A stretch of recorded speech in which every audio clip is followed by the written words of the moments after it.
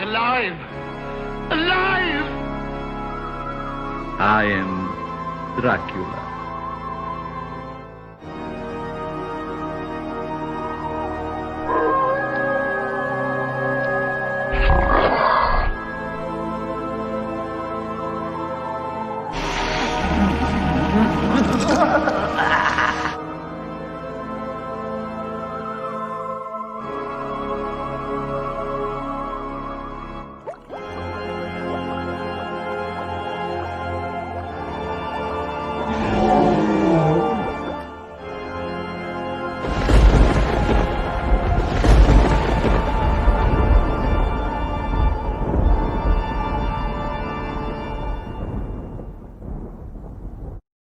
Greetings and welcome to Monster Manor. This is episode 2.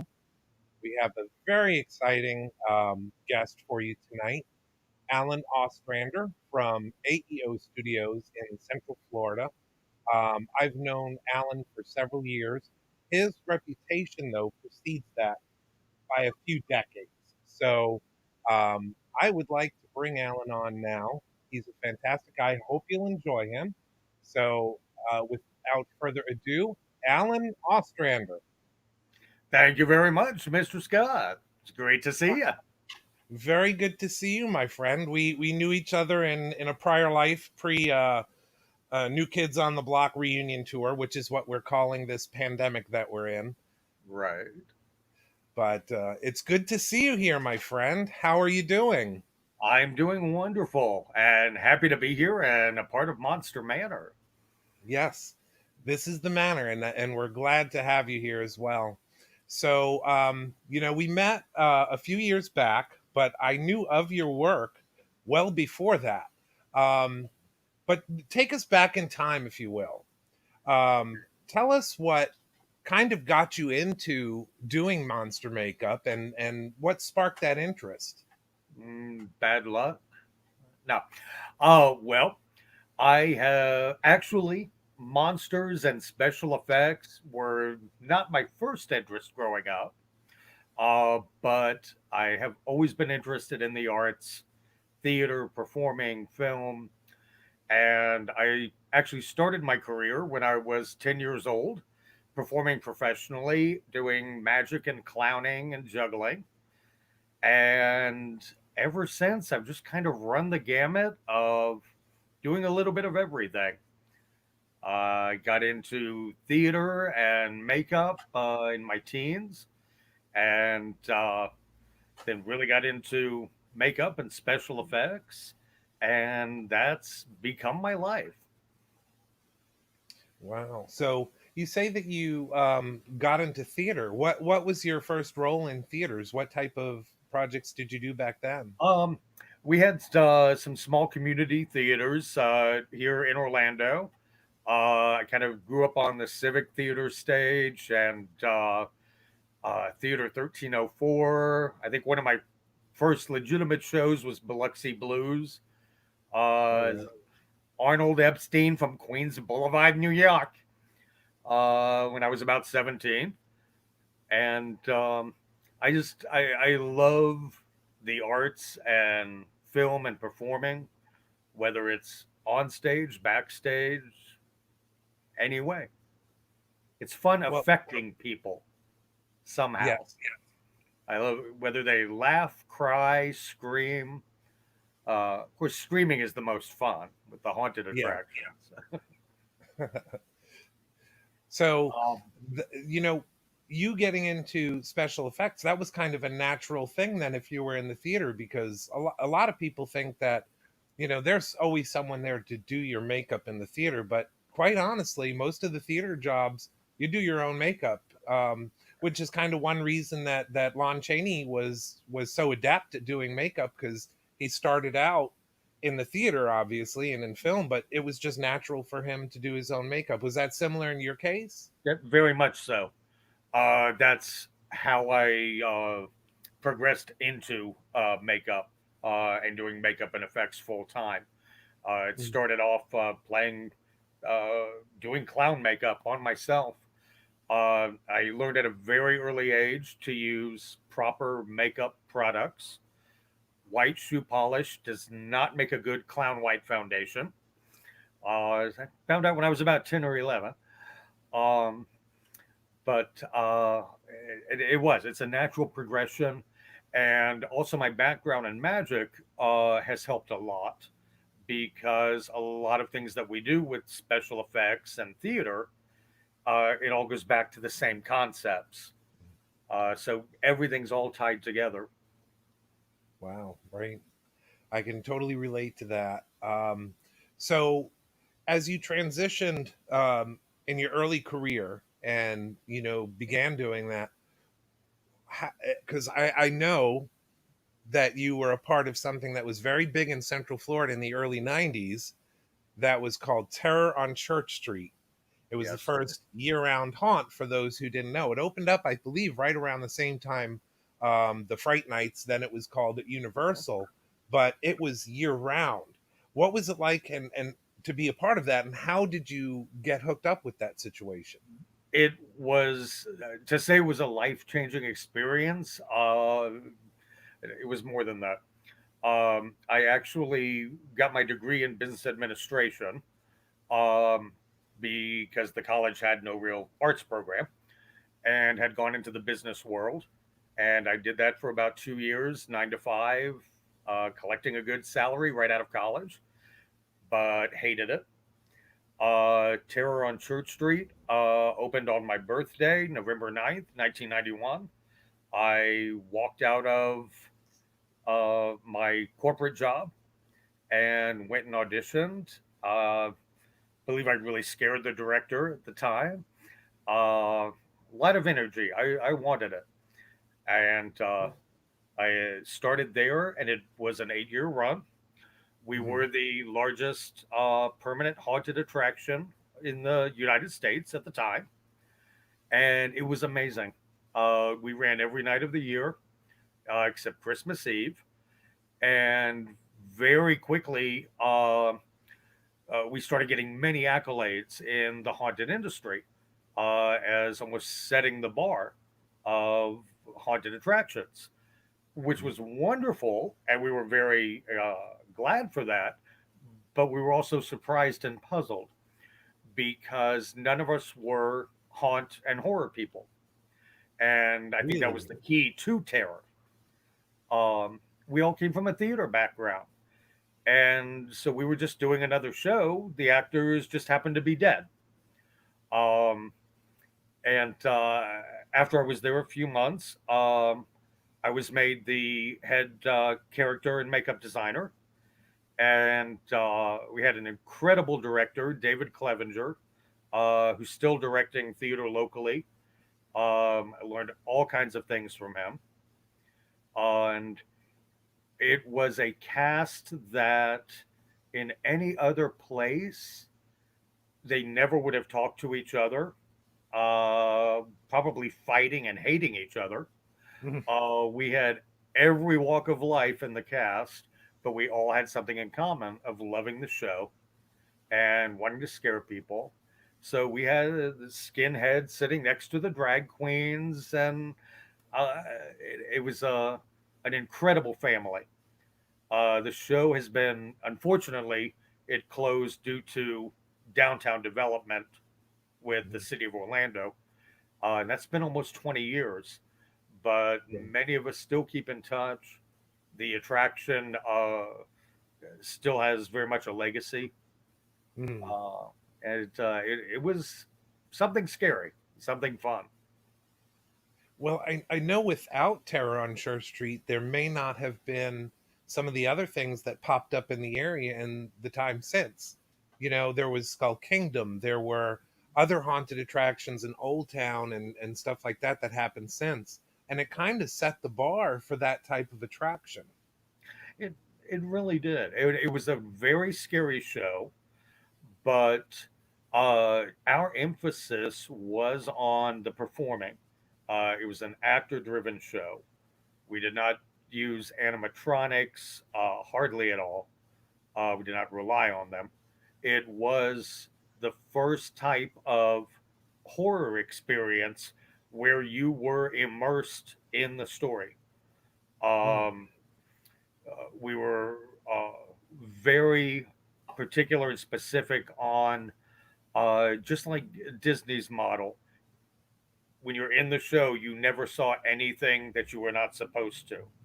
Mm. Uh, we affected all the senses, from uh, things tactile to sensory, visual, and that really made it the key. We actually had very little blood or gore. People swore that we did. They would come out talking about all this bloody room, and I'd just be laughing because there was maybe a little bit of blood on one wall, but it was all implied and in their mind. That's what made it scary. It's something that I've loved studying and watching over the years is the psychology of fear and Mm. what does affect people and what hits their buttons. And did you have any idea when you were working on that, the impact that that was going to have, not only in Orlando, but on your life as a whole? Not at all. When I first jumped into it, I had no idea what I was doing career wise. As I said, I just I literally walked out one day of Yeah. the office and I said, nope, that's it. And fortunately, I did get hired on at Terror. Um, Mm. and it was an incredible training and playground because I had about 24 actors a night every night of the year and almost total creative freedom on all the makeup. So Wow. I got to play and test because I am primarily self taught. Um, Growing up in my late teens, we used to have a store here in Orlando, Paramount, which Oh, became yeah. Magic Lanes Theatrical. Um, and I started hanging out there when I was about 14, driving everyone crazy until they hired me. Uh, but totally forgot where I was going with that. Uh, but it was a great testing ground. And I was Yeah. able to find out what works, what doesn't, So and you being really did from have no, it was because it was hard back then, especially unless you knew the right person, people kept so many secrets back then. Dick Smith was like the pioneer in actually sharing what he learned, but a lot of the people were very kind of, yes. sealed lips as far as that went. And unfortunately, many still are, and Mm. I that's something I hate about this industry because we're all in it together and we're all learning new things every day. I was very fortunate when I was working at Magellanine's about 17. Wonderful effects artist Rick Gonzalez Mhm. moved up to Central Florida and basically let me sweep the floors for a couple years in his shop. And I learned everything I could. And he was an incredible mentor and really uh, led my way into this career.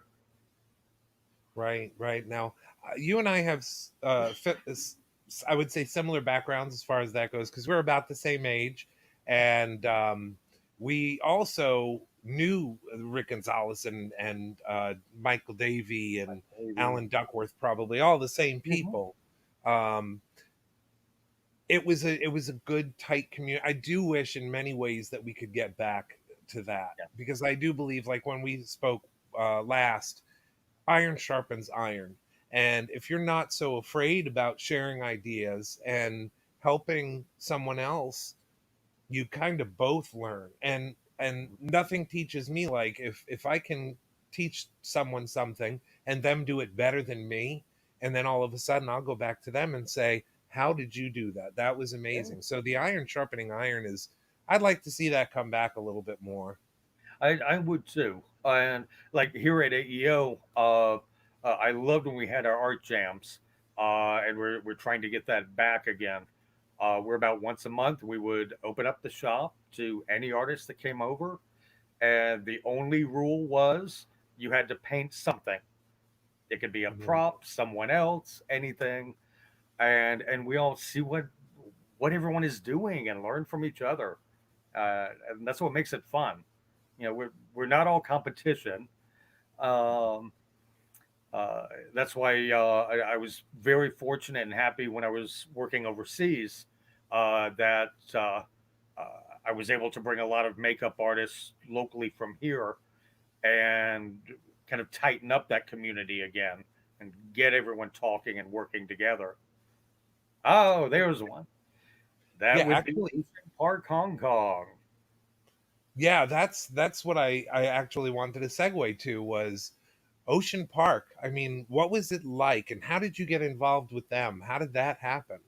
That was a it was an amazing experience. Um, After Terror closed, or just before, we formed AEO Studios here to help support Terror as far as fabricating foam latex and supplies.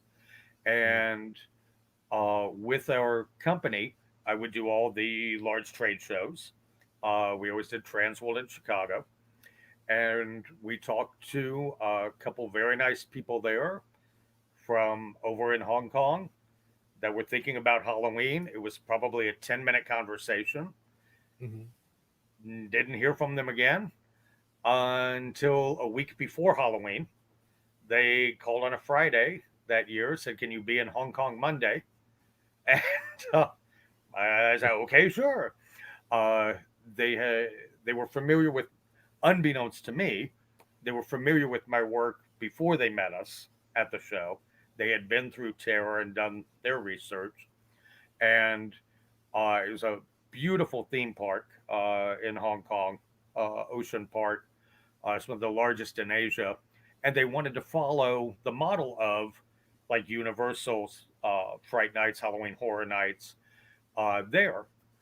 Mhm. But the big challenge was that Halloween had never been celebrated there as a Western holiday. Right. Um, Hong Kong had no idea what Halloween was. So myself and another artist went over that first year. It was a fairly small show. I think we ran 2 or 3 weekends, and I was the makeup designer for the cast. It went over very well Mhm. to the point of the second year when we were invited back. Everyone in Hong Kong came. Uh, Wow. the Halloween Bash was the name of the show. And actually, within 3 years, we surpassed Chinese New Year as the largest grossing holiday for the park. And it Wow. was amazing watching the growth of the holiday as people embraced it.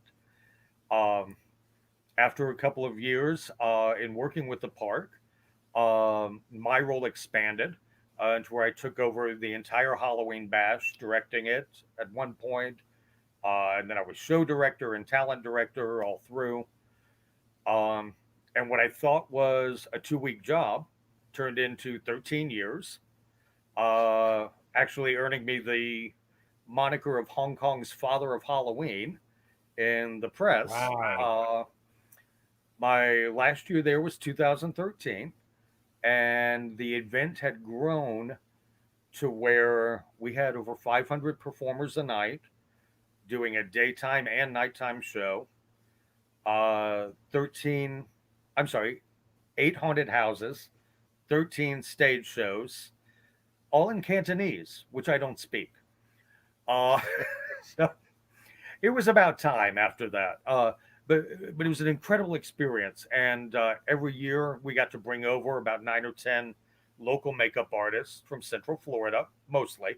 Some I pulled from other places in the country, Mhm. and then we would hire another 30 or 40 local Hong Kong makeup students to help complement, um, because we did have such a large cast.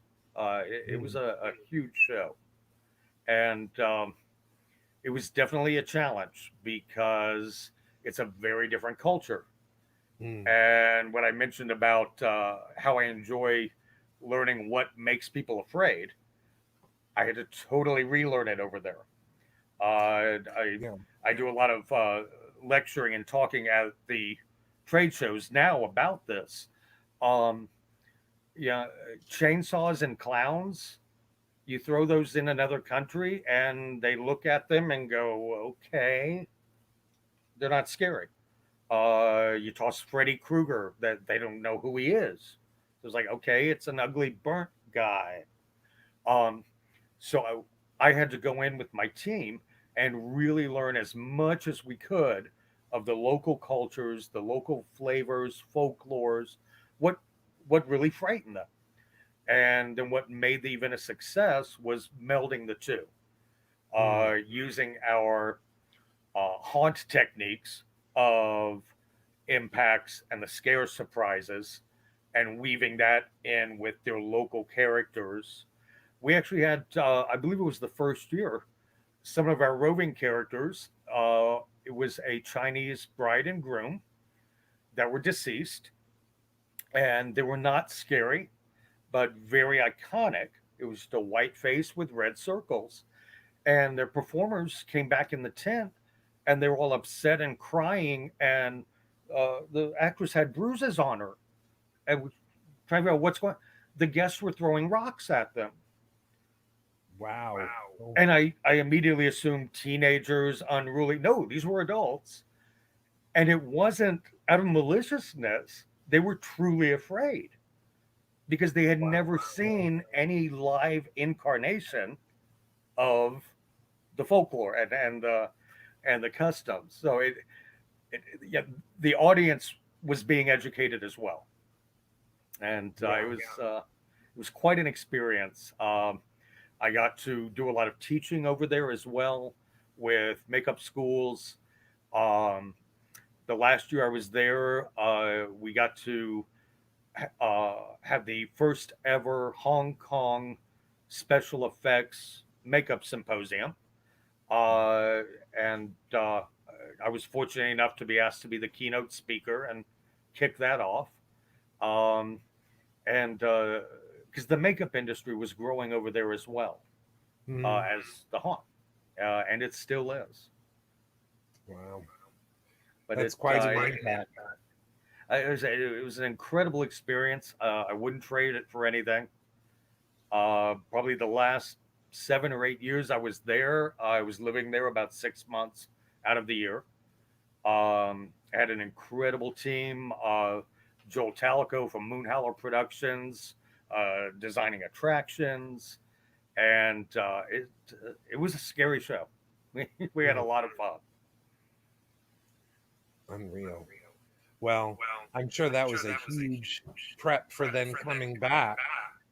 And then where did you shift? I mean, after coming off of a gig like that, international and being away from home so often, then you come back. What does life look like for you then?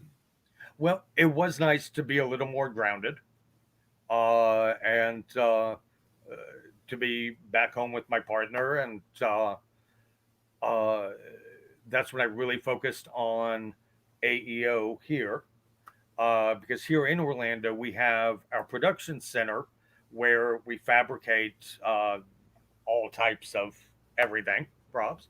But we also have a retail center. We're one of only two theatrical makeup stores here in Central Florida. So Mhm. I focused a lot getting back into the theater groups.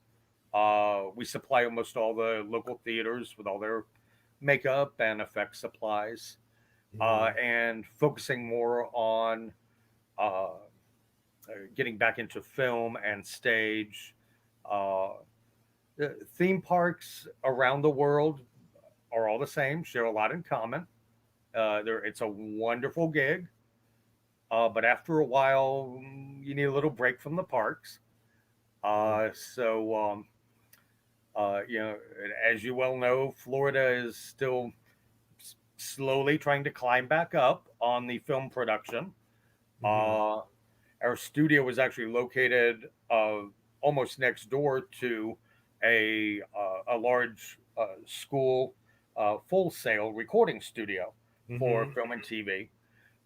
So we work with a lot of productions there with the students. I teach classes here in the workshop, here in the studio, almost every weekend. Because as you know, it's difficult to learn this craft. Oh yeah. And I said I was very lucky. Someone took an interest in me. I love paying it forward. We tend to adopt our students. They'll take a class or two, and they end up not leaving, Yeah. and that's a wonderful thing. Yeah, we Um, we we do that as well. yeah, you do. They become your kids. As long as they're interested and they want to be a part of it, you know, I'll give them whatever brain cells I have left. Yeah, yeah. But that's what the legacy is about. Well, and I think it's we do have a wonderful. break coming up here pretty soon. Okay. We've got about 4 minutes. Okay. Oh, we're going to talk about Drew and brag on him a little bit. Yes, Mr. Drew Delirier. He is our managing partner here at AEO. He is also my partner. That he's been with me here for 20 years now, or 19 years. Um, he is also an actor director and was over in Hong Kong with me for many years, directing the shows and the actors, and we have a lot of fun. It's another day, another dead body. Yeah. Yeah. There's a few little things there. That was a film last year uh, that we were tapped to make a silicone arm for this lovely little actress. She was a zombie whose arm kept falling off. I hate it when that happens. Yeah. And another local artist, JD Ellis, was doing the makeup and effects. And we do a lot of live casting here in the studio. Um, and we do a lot of work for other makeup artists just for that. They may be on set doing the applications, Mhm, but they may not have the facilities to fabricate things. mhm. Like just yesterday, we had four full body corpses going out over to the Brevard Renaissance Fair to be tortured, full latex bodies that we made. Um, so we get some interesting looks from our neighbors here at the business complex. I can imagine, but isn't it cathartic though? I always told you back when we were at Terror, it was the best job ever because you left work so relaxed and no stress because you got it all out. You were Yeah. screaming and yelling at people all day, and you were able to vent anything. And so Then it's mellow sailing after that. it was really Great. Well, I know we're going to have a lot more to talk because the yes. second half hour, after we get back from our break with Boris, he's going to rant for a little while and get some stuff off his chest. When we come back, I'd like to get in a little bit more into you personally. And if we could talk about some of that stuff when we get back, that'll be interesting for everyone to hear about. Um, but Boris, if you haven't met him, I got to do like a little prep intro. Boris has his own spin on things. I don't know if you caught the program last week. Unfortunately, He's a no. I very, was. very interesting personality with this guy. So I he's not for downloaded. everyone, but we love him. He's family to the manor here.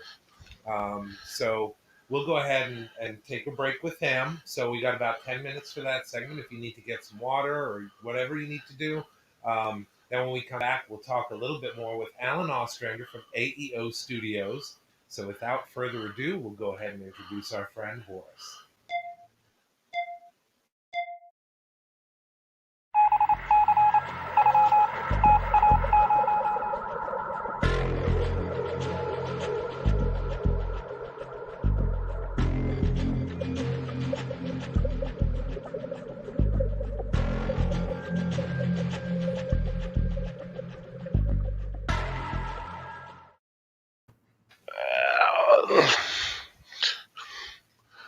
I was on. Is what we on? Okay. Hello, everybody out there in the Facebook land. It's Boris again. He's sober this time. Sober, but he left the master at the Publix shopping. So this got to be quickie. He's gonna do what?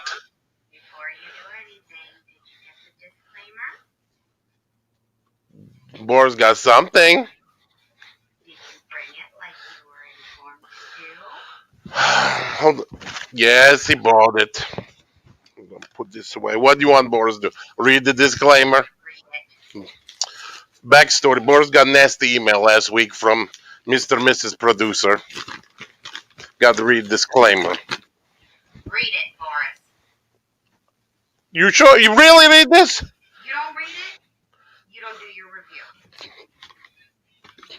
That's blackmail. All right, Boris, read. Ahem. Disclaimer.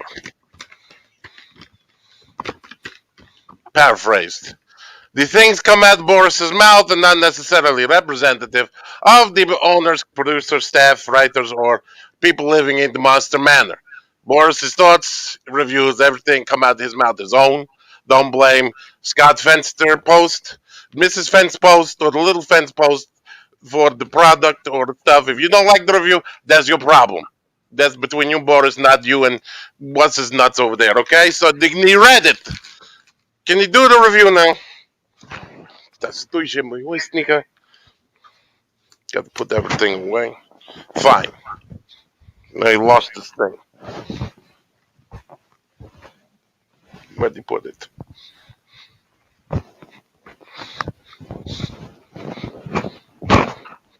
Anyway.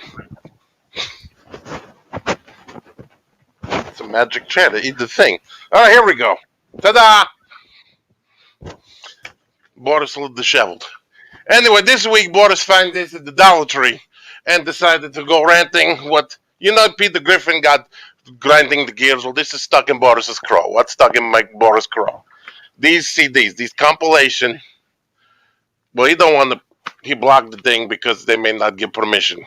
Anyways, this is called Monster Mash and other crappy songs by a bunch of people you probably don't know because it's all staff, studio artists. You find these things in the Dollar Tree, the Spirit Halloween, the Walmart and the Tarjays, and it's around Halloween time. And normally it's garbage for the kids to buy. They got songs on the Halloween like the Monster Mash, the Ghostbusters, the Addams Family, this spooky song. And you spend about 10, 12 bucks on this thing. And you send it home, and then the parents listen to this over and over and over and over. Right? You parents, you listen over and over. You got kids, and I hear that come in to get the disclaimer. I hear Monster Mash, Monster Mash. Yes, it's Monster Mash. Anyway, this is a scam. You can download this crap off YouTube. Go to YouTube, type in the Monster Mash, burn it on MP3, burn on CD, burn on your iPod, iPhone, iPod, Android, semi-droid, the replicant, whatever you got. Burn it on there, and then you give it to the kid, and you give the little Beat headphones or the knockoff Beats with the BETS, and say, listen to that in the corner, mom and dad want the day drink. This is garbage.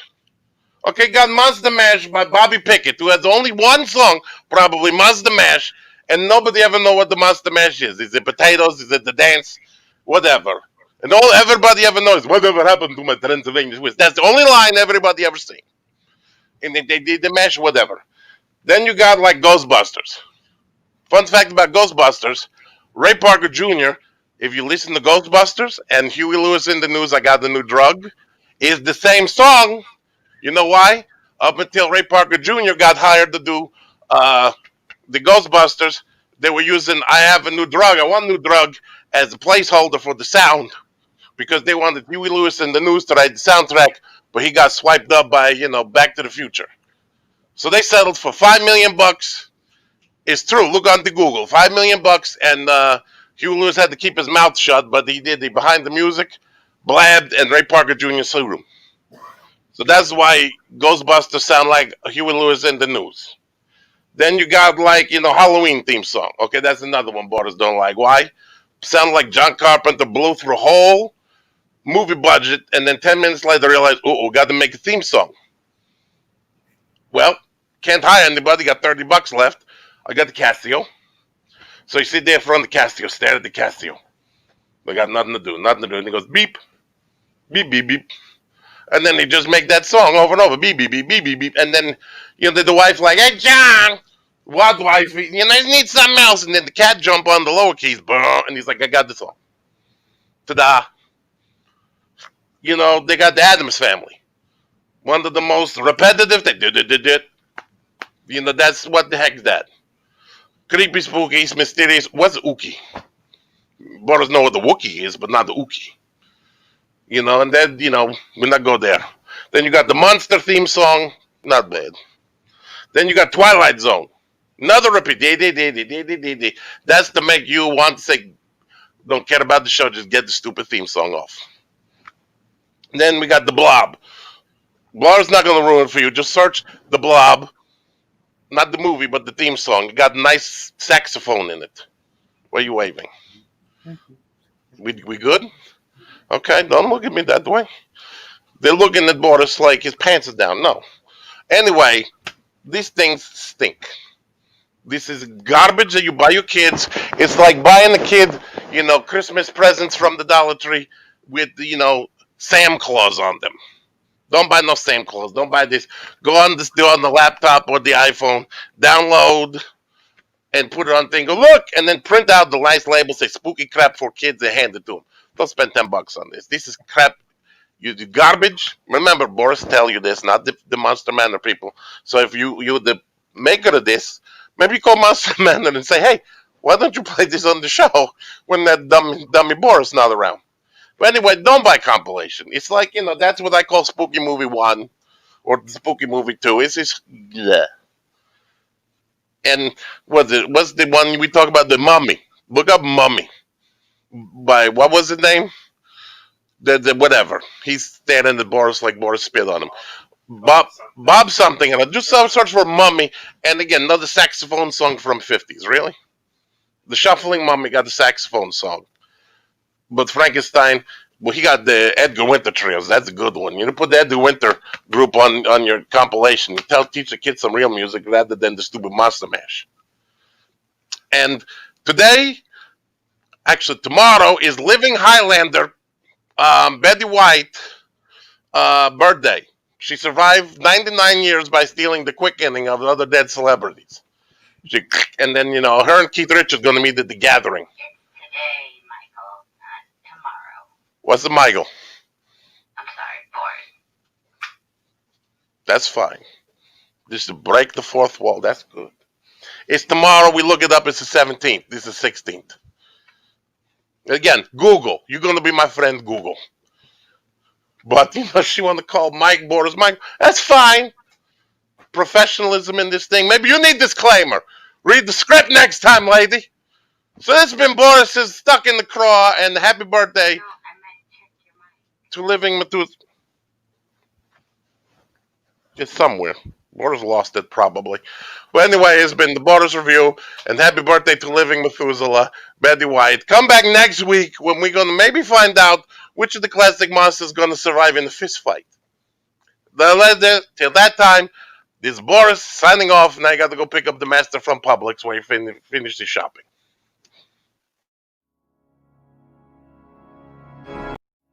The button.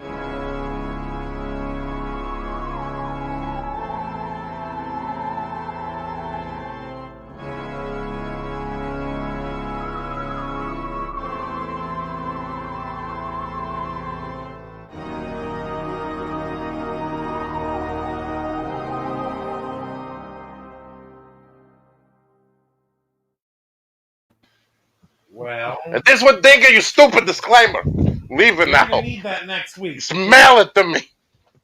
I don't know what you I'm going to go throw trash on your lawn. Bye, Boris. Oh, yeah, we're gonna get some hate mail, or should I say, Boris is gonna get some hate mail from that. I like the Monster Mash. I do too. It may be overplayed, but I mean, geez, it's like that was Halloween for a generation. Well, he's an interesting personality, but we do have him here for his color, shall we say, perspective on things. So it's a little skewed. It's a little skewed. So anyway, we're talking with Alan Ostrander from AEO Studios. We thank you again for joining us, Alan. The first part of the hour, we talked a lot about your history and some things you're working on. So, what's Alan doing now? What's your big day to day now? I know that we're all under extreme situations with this 2020 and now so far 2021. But what's a day look like for you now? Well, it definitely has been a very challenging year for all of the arts. Um, we were very lucky that um, with all of my career, uh, the the biggest success has been in diversification of not doing solely makeup. We do props, scenic painting, all types of things. We have our retail shop here. Um, so between all of it, I've been able to stay quite busy, uh, and it's one of the things that I love about this industry uh, and my job. It's something different every day. Um, a few months ago, we were able to get a production up we didn't think would happen because of COVID. Uh, that was 40, maybe 8 to 11 year olds doing Alice in Wonderland Oh, on stage. And that was a challenge this year because they were all masked. And I melded the prosthetics onto those, but we made it work. Um, so we have been easing back into live theater. I think this coming year, uh, if things get better quickly, uh, it is going to be a very busy year. Everyone's ready to get back out there.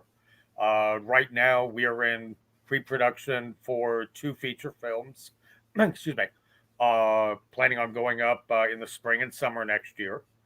Lots of blood and guts, which seems to be my specialty. That's what we get called for. Uh, and the same for theater.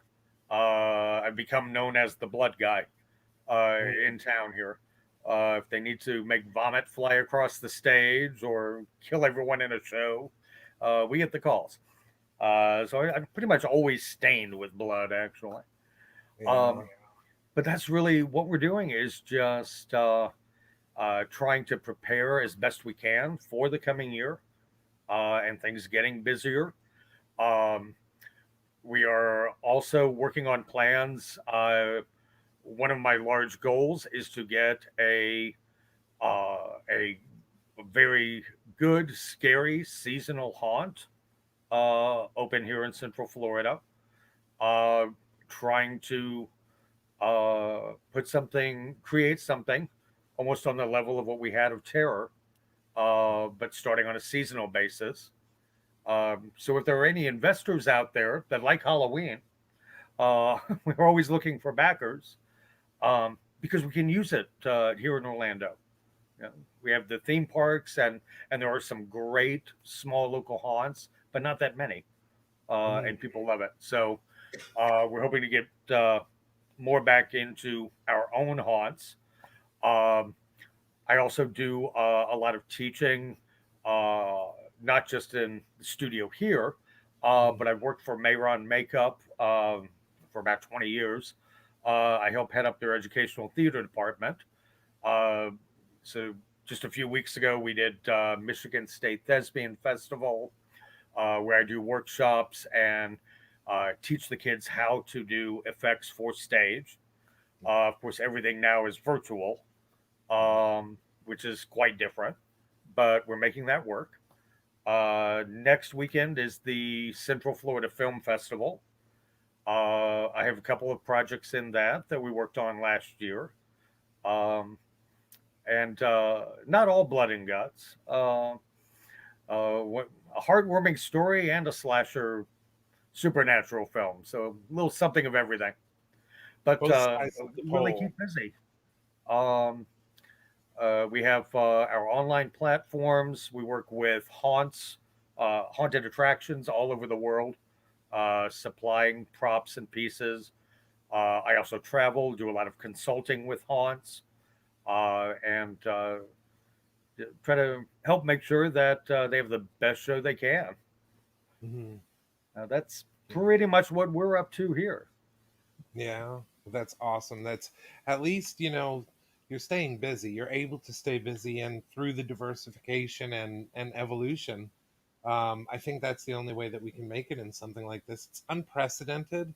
I am very hopeful that 2021 is going to change a lot and hopefully get us all back to work. But that's awesome that you've stayed so busy and continued to educate and be a part of the theater, which is very, very important. Funding gets cut first for all those frivolous things. However, Mhm. those are what inspire people. So I'm glad you're able to continue that legacy. And listen, it's a lot, and uh, it keeps me motivated because it Mhm. is something different every day. Uh, my job is anything but mundane, Yeah, as you can relate. yeah, it keeps you hopping sometimes. Um, Shifting gears a little bit, because I promised this part of the interview, I did want to find out a little bit about what made you tick. So aside from all the blood and gore, um, what are your favorite movies to watch? I am not actually a huge horror aficionado. Um, I got into the special effects more just because of the career and the artistry, and it's something I enjoy. But for my own entertainment, growing up, I love suspense films. Uh, I grew up on Hitchcock and Vincent Price, where everything was implied and you didn't necessarily see the blood and gore. Mhm. I've always been fascinated by that psychology uh, of what scares people. But my true love is musical theater and the stage. Um, Unfortunately, I do not perform musical theater as I sing in the key of off. Um, but if I can't get on stage performing, then we'll help doing something backstage and teach them how to do it. Mhm. I've done everything from working as a drag performer in clubs to being a dancing eyeball at an optometrist convention. Uh, Anything to keep from waiting tables through the years. I Uh, don't think we got a picture. I'm gonna have to have you uh, send me a picture of that dancing eyeball thing. I was the last mascot character I ever did. I was like, no, that's it. It sounds interesting. Oh, that was actually one of our cast parties and award shows in Hong Kong at Ocean Park. And I was emceeing, and I always surprised the cast every year by doing something a little outrageous. So that was half man, half woman. Um, I have an old character that was born at Terror on Church Street, Roach, which has traveled the world. He's a disgusting little old monk that chews cockroaches and spits them on people. Uh, Mm. it was funny last week. One of the Facebook groups that was, if you remember, if you grew up in Central Florida, and someone put a picture up there of me as Roach with Yes. them at about 9 years old. Uh, and Well, yeah, Roach was a very iconic character. That was, you went there to that attraction, and you were hoping you'd see Roach. he he was a character, uh, and as I said, he's traveled the world. I was up on the Great Wall of China uh, as Roach and making balloon animals for kids. Uh, just as I said, I love affecting people, Mm. entertaining, um, and yeah, and make people think as well. Uh, just I don't know, just keep everyone Well, entertained. That was speaking, actually a character that was born in about 2 hours out of necessity in the Philippines um, for a promotion for Hong Kong. That something happened that I wasn't really supposed to be performing, and but we were short an actor, and I went through my case, found a prosthetic that worked, and that was the birth of the Party Monster, who has since appeared all over the world, and he's a fun party host, getting everybody into the mood. Mhm. Uh,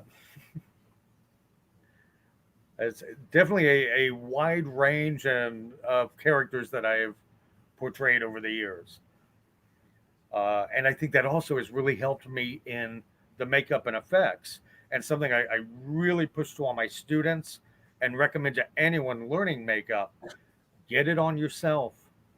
Oh Wear the yeah. prosthetics. You have to know what it feels like to be able to put it on someone else. Uh, I think that's one of the big things about makeup artists today, is that they have done the training, but they haven't really applied it on themselves, or even some cases had it applied to them. So I think you're dead on with that. well, and it's so important for so many reasons, uh, from safety to comfort. Uh, you have to be able to understand what they're describing, Hmm. uh, and and especially on film or theme park situations where they may be in heavy makeup for Hmm. 7, 8, 10 hours. Uh, but Yeah. anyway, didn't mean to segue back over there. Oh, that was fun. That was from a couple years ago. Uh, Body paint. That's over in Hong Kong doing a demon. Uh, the Heavy, body heavy paint makeup was indeed. base, our local body painting monthly event that happens here in Orlando, or was. Hopefully, we'll be starting up again. Um, as I love creating different characters, either for myself or for other performers, and it's always exciting to me to see an actor bring a makeup to life that I've applied on them. Because Yeah. many times I don't know what it will be like, the whole character, and they don't either until all those elements are tied together. Um, just like myself, the character of Roach I've done for over 20 years, but I can't do his voice unless I'm in makeup. I, Right. That's when you I've kind of tried so many in the times, character. I can't do it. But Right. the minute I look in the mirror, it's a character. That was one of the biggest challenges that we had overseas in Hong Kong as well to overcome, that I had to learn as a director, because uh, as a general, um, the Hong Kong culture and the Asian cultures, they're raised to be introverts. You are not spoken to first, Hmm. and it's all out of respect and honor to someone else. Well, performers, and especially horror and haunted, need to be just the opposite and very outgoing. Um, and that was a little bit of a difficult thing to learn how to get them uh, to do that. Even though I was working with professional actors, they would still have issues, and we found the key to it was total separation. Once they got into costume and makeup, I never called them by their real name, Hmm. only the character name, and I try to keep them in that character as much as possible. Right. And so it was a totally separate person. It wasn't them. So the character could get away with a lot more and be crazy and not reflect on themselves. And Right. it was an interesting process. Yeah, that's excellent though that you were able to not only design these makeups and apply them, but impart that in the actors and kind of mentor them in that way. Because if they had no experience with Halloween prior to this, that could be quite a shock to them just by itself. Sure. And also the proximity, because all of our actors were used to stage, Hmm. and now they're out in a theme park face to face with the guests, Hmm. and everything that goes along with that. knowing how to react, think quickly, keep yourself safe. Uh, it's it's a lot, and I was very thankful, not just overseas, but on many of my shows, to have people like Drew with me, to work with the performers, other designers and performers that uh, have done it all themselves. They've been on stage themselves. They've done the roving, scary characters, so they know what to expect and can help the Mm, ones coming into it. It is that very fine line on horror of whether you are scary or offensive, yeah. and it can be a tricky thing because that's the Sometimes thing you we have to never want push to that. offend a guest. Yeah, you have to push that envelope to make people uncomfortable in some situations, but mm, That's why but I use a lot of comedy in what we do. yeah, I love Mr. Morris, who we just met. Yeah, a wonderful. That's a wonderful Halloween character. I look forward to talking with him more. oh Uh, yeah, but he obviously should be Halloween. here every Oh, episode. We'll see. He might get tired of us before then, but we're hoping he'll punish himself for us a little bit. Um, but we do want to get a couple of questions in that are totally unrelated, and I could talk to you forever. I mean, it's not only that we're colleagues and we've worked in the same field, but I like you as a person. I love you and and Drew, and vice versa. I think that we could talk for way longer than the 1 hour. But in kind of bringing you a little bit of you out, that people can see who you are. I'd like to throw some questions at you and see what your first response is, what your thought right off the cuff. If you weren't doing what you're doing now, what would you imagine yourself doing? What would you be? I I honestly don't know. I uh, honestly, really, whatever I had to just to make a living, Yeah, because anything that would be else, sad though. exactly, anything else would not be my passion.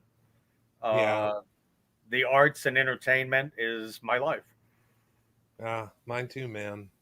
And okay, here's another one. What would your favorite beverage be? Unfortunately, one of the casualties of 2020, Tab, which the just now discontinuing. It Oh, was I nobody heard even that. knows. It was the first diet soft drink for any of our younger viewers. Yeah, But I food and beverages, I give anything a try at least once, and I've had to, especially with traveling, working yeah. over in Thailand and other places. I've eaten bugs and I, Oh, oh yeah. Uh, okay. That's going to be my next question. What's the most interesting thing you've ever eaten? oh, I would say over in Thailand working on a film. No, I'm sorry, I take that back. Tokyo. I was taken out to dinner, and my translator, as soon as the host was ordering the specialty of the house, started kicking me under the table and saying, no, no, no. Uh, I've never had sushi as raw as I had there. They brought out the fish and it was still kicking and looking at you. Half of it had been filleted to eat as sashimi. And so he's staring at you as you're eating him. That was probably the strangest. But Love. I managed to get a couple bites, yeah, out of respect. Yes, Uh, but yeah, that was tough. I could imagine. And you don't want to be rude, but I mean, come on. Exactly. What is I'd consider you a monster kid still. So, what's your favorite classic monster? Favorite classic monster? I would say probably Frankie, Yeah. Frankenstein's monster. For some reason, I've just always, uh, and I love almost every incarnation of him. It's so interesting to see all the different interpretations of the character. And I think one of the reasons I like that him so much is again going back to it's not physically scary, it's not killing, it's more psychological. Yeah. You know, what are people Very a afraid lot of? of pathos in most of the productions that I see with Frankenstein. Mhm. Um, finally, what is something you have never done in your career that you want to do? I would love to get into some much larger scale animatronics and props. Hmm. Um, Thinking Stan Winston Jurassic Park type. Oh wow. I love sculpting and fabricating. Um, I've done all types of things to humans, uh, but I would love to create some large creatures. You want to And make more beasties. I'm sorry, You want to make more beasties, basically. yes, and Wow. Well, some I big can alien relate with creature that. or something. This past Halloween, our uh, shop mascot and customer service department, Tofu the Chug, uh, we turned him into um, the eight-legged canine and made a big spider costume that fit on this little chug. With video coming soon. Ah, So I've always had a thing so for different creatures and things like that. so I got to see a video of that, and I got to see at least a photo of the big eye mascot. Um, finally, and I can't believe we're already out of time with this, Yeah, but definitely want to have you back again in the future when things kind of open up a little bit. Maybe we do the art jam you were talking about, either sure. here or your place, but just have that stream of consciousness, fun talking back and forth. Um, but finally, and um, what is something that not many people know about you that you would like to share with Uh, hmm, don't know if not many people know, but a couple I throw out. I am a native to Orlando. There's not many of us here anymore. I was born and raised here in Florida. I just try to get out as often as possible. me? Um, I would say most people do not know that, as I mentioned, my degree was in business administration. So I do have a bit of a business side as well as the artistic. Um, Everything else, you can pretty much find written on post office or police room walls or We on my hope not. Facebook page. Which actually on the Facebook page, the cover photo has about 20 different characters on it that I've done over the years on myself. Yes. Um, Yeah. uh, So, well, if people want to see more about Alan Ostrander and, of course, AEO Studios, where would they find you? oh, we're all over the web. Uh, Facebook, I'm sorry, Facebook, Instagram, Twitter is all AEO Studios. Uh, IMDb for film work is Alan Ostrander. Um, and if you hit on any of those, they all link to the others. If anyone is local in town in Orlando, you're more than welcome to stop by the shop here. We're here every day except Monday. We keep old weird theater hours. And you can very easily track us down that way or right on our website, aeostudios.com. Excellent, excellent. Well, yeah, I mean, you're one of the best shops in Orlando as far as that. It's such a throwback. And for me, I always loved going into the studio when I was more local to Orlando. It was just great to kind of get that feel from the 80s back. It's so different walking into your shop. So I do thank you personally for keeping that feeling alive in your shop. You can tell Thank that you. you have a great love for this stuff. But And I need to get again, over and see your shop sometime. what's that? And I need to get over and see your shop sometime and play. Anytime, man. Anytime. I love you guys, and I miss you a lot. It's been far too long since we've been able to see you in person. Well, this year, 21, we're all going to start doing a lot more again together. I hope so. I hope so. But definitely plan on coming back. We have to do this again soon. Yeah. To everyone else, thank you so much for joining us in on our very special second episode. Next, the next one that we have coming up, guys, is a big one. It's the season 9 Face Off family that I was a part of. We've got everyone that's coming back to talk about our experiences and what we're doing now from season 9 of Face Off. So definitely 2 weeks. That's the 31st. Everyone come back and see us. It's already up on our page. So if you plan on coming by and seeing us, mark that you're going, mark that you like it, and share, because that's what's going to be important about this grassroots thing. I know we're over time, but hey, we're the boss, so it's okay. I apologize for Boris in advance. Great guy, but boy, does he have an interesting take on things, and we love him. Family. But anyway, come back, join us the next time. Um, January 31st. Am I right? And we will have the next episode, episode three of Monster Manor. Thank you all. Have a great weekend, and we'll see you next time.